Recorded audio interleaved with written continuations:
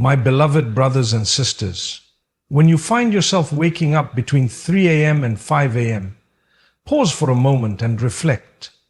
This is not just a random event. It's not simply because you had too much water before sleeping.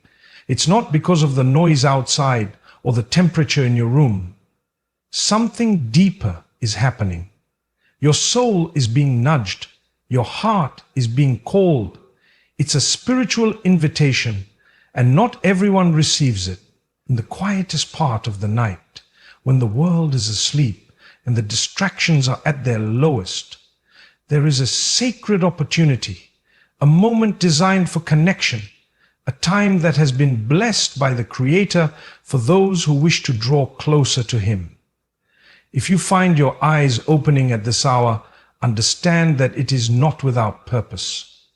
It is your Lord inviting you to turn to Him, not because He needs you, but because He knows you need Him. This time is part of what we call the last third of the night.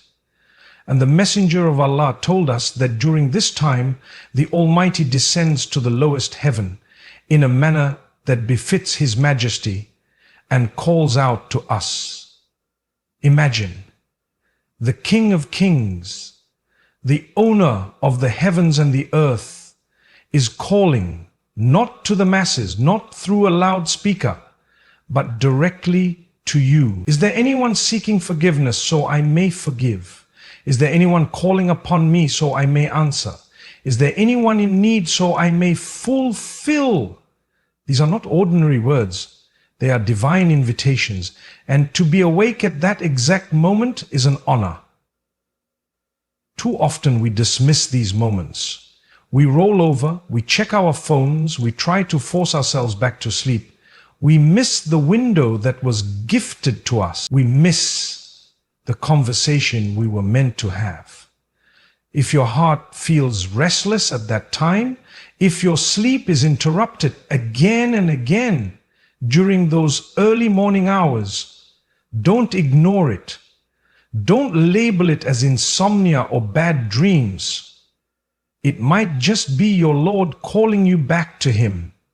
Gently, lovingly. It could be that you've been making dua during the day, asking Allah for help, crying for answers, begging for peace. And now He's calling you at the best time to respond to those very prayers. But because we are so consumed by this world and its routines, we don't realize the door that has opened before us. Waking up at that hour is not a curse, it's a gift. It's not an inconvenience. If you wake up at that time, do not rush back into sleep. Sit up, even if you're tired, even if your body resists. Whisper His name. Say Astaghfirullah. Ask for forgiveness. Cry if you must. Complain to Him. Tell Him what's on your chest. Unload your burdens to the one who already knows them better than you do. You don't need eloquence. You don't need the perfect words. You just need a sincere heart. Many people long for such moments. Many wish they had the energy or the chance to speak to Allah at such a blessed time. And yet here you are, wide awake in the middle of the night, not by chance, but by divine will. You've been chosen, and to be chosen by Allah is an honor beyond words. The world teaches us to value meetings with people of status and fame, but the meeting you've been invited to, it's with the Creator of everything. If you be chosen by Allah, you'll be honored by Him to abhor umayya. And the best part, there is no appointment, no waiting list, no condition. You just need to respond. And remember, if you respond to Him when He calls, He will respond to you when you call. If you turn to Him in the darkness of night, He will guide you through the darkness of life. If you remember Him when others forget, He will remember you in ways the world could never offer. So next time you wake up between 3 and 5 a.m., smile. It's a spiritual invitation. Don't turn it down. because that moment could be the turning point of your life. This time is part of the last third of the night, when Allah responds to heartfelt du'as. It's not just any portion of the night. It's not just a coincidence that your eyes open or that sleep slipped away from you for a while. This is a divine moment, carved out by the mercy of the Almighty, to open a door for you, a door that leads straight to His nearness. When the world is silent and distractions are gone, that is when hearts are the most honest. That's when you're not trying to impress anyone. You're not caught up in worldly noise. You're not looking for likes or approval. You are just you, stripped of pretense, tired from the burdens of life, sometimes even broken. And that is exactly how you're meant to be when you speak to your Lord. Real, raw, and humble. The last third of the night is not just a peaceful time. It is sacred. It is known in the heavens. It is the time when Allah, in a way that suits His Majesty, descends to the lowest heaven and asks, "Who is calling upon me so that I may respond to them? Who is asking of me so that I may give to them? Who is seeking my forgiveness so that I may forgive them?" Just imagine, the Lord of the worlds, the one who needs nothing from anyone, is asking if you need Him. He is asking if you have something to say. And what does He offer? A response, a gift, a pardon. This is not a small matter. This is one of the greatest displays of divine mercy. In worldly life, you can't just speak to a president or a king. There are protocols. You have to go through people. You need approvals. You have to be someone important to get access. But with Allah, you can be a sinner. You can be struggling. You can be weeping in pain, unsure of what to say. And yet you are welcome. You are honored. You are heard. That moment, when you are alone, when you raise your hands in the darkness and your voice cracks out of emotion, that is not lost. Not a single word you say is wasted. Even the du'as you whisper with your heart, even the thoughts you can't express properly.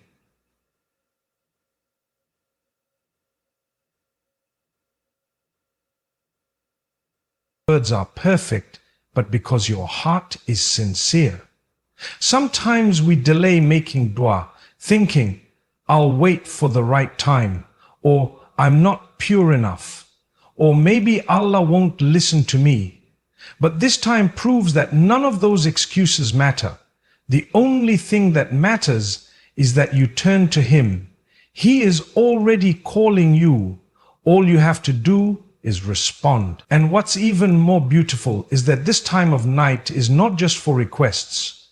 It's for connection. It's for healing. It's for renewal. You can sit in stillness. You can cry. You can even say nothing at all. And still, your presence is known. Your pain is seen. Your patience is rewarded. This sacred portion of the night can change your life. The things you ask for during this time can open doors you didn't even know existed. The strength you gain by simply speaking to Allah during these moments can carry you through days, weeks, even years of difficulty. And the forgiveness you seek, it can wipe away years of mistakes, just like that. Not because we deserve it, but because He is the most forgiving, the most merciful. So the next time you find yourself awake at this time, don't rush to go back to sleep. Sit up, say a few words. Even if you just say, "Oh Allah, I need you," that is enough. That is powerful, that is heard. And once you start making this a habit, even if it's once a week or even once a month, you will see a transformation in your heart, in your soul, in your life. Don't underestimate the power of this time. The doors of the heavens are wide open. The angels are recording. Your Lord is listening. And you, yes, you have a direct line to the one who has the power to change everything for the better. All you have to do is speak. Use this sacred time for istighfar, dua, and even a brief tahajjud. It's immensely powerful. When you find yourself awake during the final part of the night, don't see it as a burden or a disturbance. See it as an opportunity. See it as a gift from Allah, a moment that many people beg for but never receive. You've been selected to witness a time when the heavens are open, when the mercy of Allah is flowing, and when sincere hearts are heard. Start with istighfar. Begin by seeking forgiveness, not because you are the worst of people, but because you are human. We all fall. We all slip. We all carry moments in our lives that we're not proud of. But Allah never tires of forgiving. He loves to forgive. And the night is the best time to ask for that forgiveness. Say astaghfirullah from deep within your heart. Let your tears fall if they need to. Think of the times you turned away from your prayers. Think of the people you may have hurt. Think of the promises you broke, the duties you neglected. Then say astaghfirullah with humility, with sincerity, and with hope. Know that Allah erases the sins of those who come to Him with a repentant heart. Not only does He forgive, but He replaces those sins with good deeds. That is how generous your Lord is. Nidim, can you tell you that you won't tell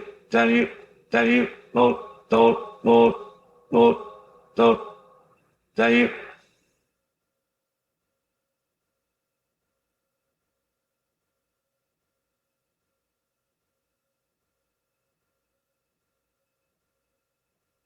Once your heart begins to soften through istighfar, speak to Allah in dua. You don't need fancy words. You don't need a particular language. You just need your heart to be awake. Even if your body is still tired, pour your heart out. Talk to Allah about what hurts.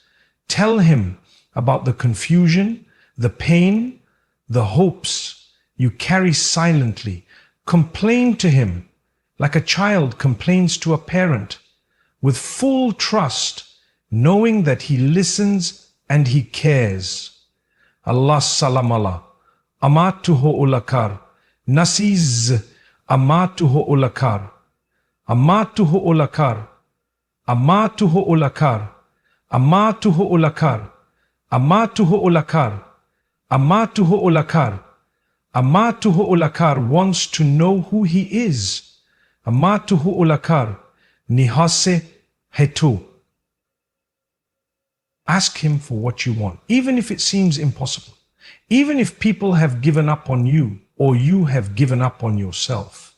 Allah is capable of anything, and He loves when you ask Him, even for the smallest things. Many people think they should only make dua when they are in sujud, or after the 5 daily prayers. And yes, those are powerful times too. But the last part of the night has something extra.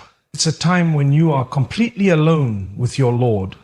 There's no rush, no noise, no distractions. It's just you and the Creator of the heavens and the earth. Take your time. Speak slowly. And then listen with your heart. Because sometimes the calmness you feel after dua is itself an answer. And if you can, even if it's just 2 units of prayer, stand in tahajjud. You don't have to recite long chapters. The prayer stands tahajjud. the prayer stands. You don't have to stay standing for hours. Even short prayers, if done with sincerity, carry immense weight. When you bow down in tahajjud, you are not just performing a ritual. You are showing Allah that you value this time, that you are responding to His invitation. Tahajjud polishes the soul. It strengthens the heart. It brings peace into your home, barakah into your day, and light into your grave. There are people who are chasing peace in all the wrong places. They run after the world, hoping that success or money or attention will fill the void in their hearts. But true peace comes in the stillness of the night. It comes when your forehead is on the ground and your soul is speaking directly to its Creator. It comes when you say, "Oh Allah, I don't know how to fix things, but I trust you will." This sacred time is not just about seeking, it's also about healing.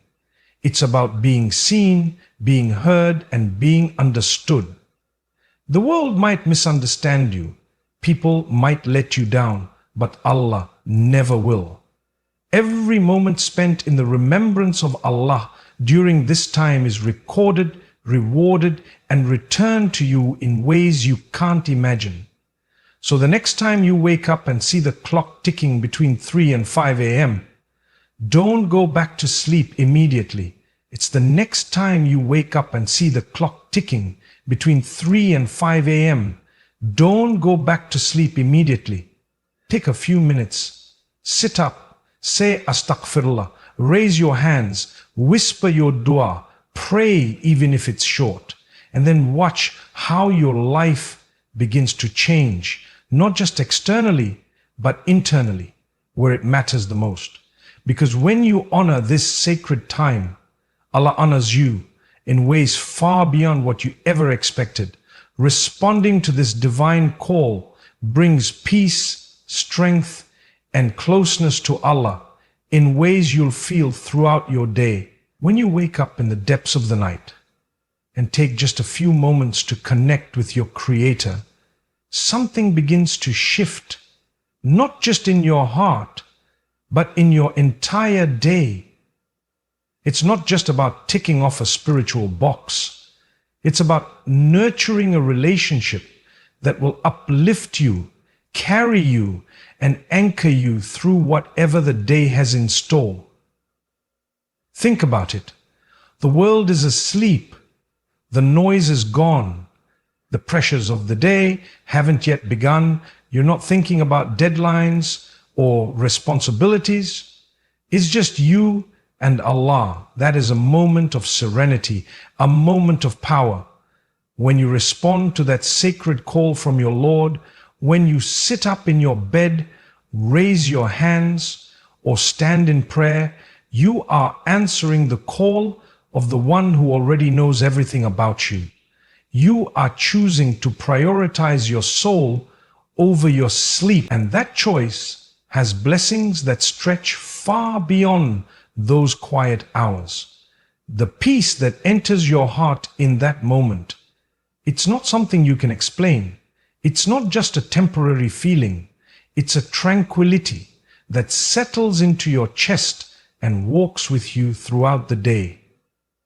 You start to notice that things that used to stress you out don't affect you as much. You begin to handle your tasks with more patience. You speak with more calmness. You forgive more easily. Why? Because you began your day in the company of the Most Merciful. You unloaded your worries to the one who controls all outcomes.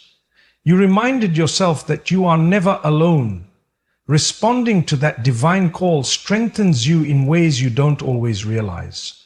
It might not fix all your problems overnight, but it gives you the resilience to face them. It gives you clarity in your decision making. It gives you the wisdom to stay silent when silence is better, and the courage to speak up when it's needed. It gives you contentment, even if your circumstances haven't changed. You start to realize that inner strength doesn't come from external comfort. It comes from a heart that is connected to Allah. You also begin to feel a closeness to your Lord that no worldly relationship can replace. The more you respond to that call, the more you'll crave it. What began as a struggle to wake up becomes a longing to rise. What started as short whispers becomes heartfelt conversations. That bond begins to grow. You start to feel like you're never truly alone, even in your darkest moments. That connection becomes your refuge. It becomes your anchor.